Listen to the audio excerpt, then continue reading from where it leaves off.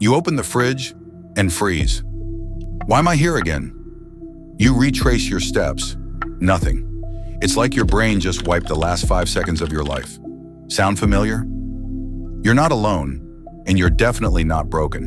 In a world where information floods us 24/7, forgetting has become normal. But here's the real twist. Your brain wants to forget, and the reasons why, they're as fascinating as the mind itself. Let me take you on a journey into your own head. Imagine if your brain remembered everything. The face of every stranger you saw, every word in every ad you passed, every beep, honk, or whisper. Sounds useful? Maybe. But in reality, it would be a nightmare. Our brains would crash under the weight of endless data. That's why forgetting isn't a flaw. It's a carefully engineered feature. The human brain evolved to prioritize survival, so it keeps the useful and dumps the rest. Let me tell you a story. Meet Emily. She's at a party. Loud music, small talk, snacks. She meets a guy, Jake. "Hi, I'm Jake," he says. She smiles, shakes his hand. 30 seconds later, she has no idea what his name was. Why? Because that name didn't mean anything to her. No emotion, no repetition, no connection. So her brain tossed it out, like a sticky note that never got pinned. So how does this forgetting thing actually work? Psychologists break memory into 3 stages. 1. Encoding, taking in information. 2. Storage, keeping it. 3. Retrieval, pulling it out when needed. If any step breaks, the whole thing fails. Most of the time, the problem's in encoding.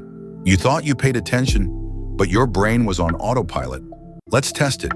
What color shirt was your barista wearing this morning? Exactly. At night while you sleep, your brain does something amazing. It cleans up. It filters through the day's events, deciding what to keep and what to let go. The emotional stuff, that argument you had, the big win, the embarrassment, those go into long-term storage. But the password you typed once and never used again? Gone. This process is called synaptic pruning. It's like digital spring cleaning for your thoughts. Ever notice how you remember embarrassing moments for years, but forget what you had for lunch yesterday? That's because emotion is the brain's highlighter. It tells your memory, this matters. Save this. That's why memories tied to love, fear, anger, or joy tend to stick. Here's the bad news. There are things that sabotage your memory. Stress floods the brain with cortisol, messing up memory pathways. Distraction splits your focus, making encoding harder. Sleep deprivation shuts down the brain's ability to store new memories. You're not forgetful because you're lazy. You're forgetful because you're overloaded. So, how do we fight back? You can't remember everything, but you can train your brain to remember the right things. Here's how. 1. Make it emotional. Tie what you learned to something you care about. 2. Repeat it. Repetition signals importance. 3. Visualize. Our brains love pictures more than words. 4. Teach it. If you can explain it, you've truly learned it. 5. Sleep. Seriously, it's not a luxury, it's a necessity. But here's the wildest part. Forgetting isn't always the enemy. It allows you to move on, it helps you forgive. It makes space for new growth. In fact, some neuroscientists now believe that forgetting is essential for creativity. Without forgetting the old, how would we ever imagine the new? Back to Emily. Years later, she runs into Jake again. He remembers her. She doesn't remember him at all. Awkward. Maybe. But that's okay, because Emily's brain wasn't designed to remember everyone. It was designed to remember what matters. And the same goes for you. You ever wonder why some memories feel etched into your soul? Like that one childhood moment, falling off your bike, the smell of fresh-cut grass, your mom's voice calling you home. It's been 15 years, but it feels like yesterday. Why?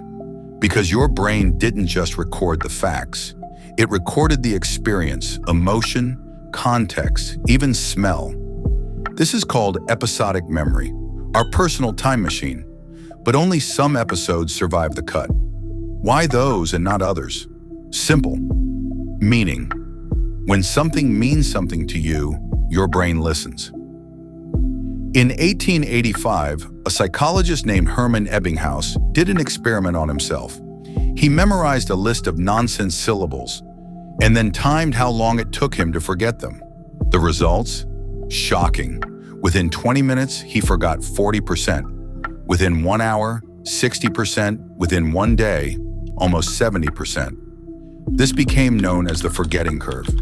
What it teaches us is this: if you don't reinforce knowledge, revisit it, use it, teach it, your brain will delete it, not to be cruel, but to survive. Forgetfulness isn't a flaw. It's your mind making choices. It's your past learning to let go. It's your future waiting to be remembered. So don't be afraid to forget. Just don't forget to live. If this story helped you understand your mind a little better, maybe it's worth remembering. Like, share, subscribe, and leave a memory in the comments.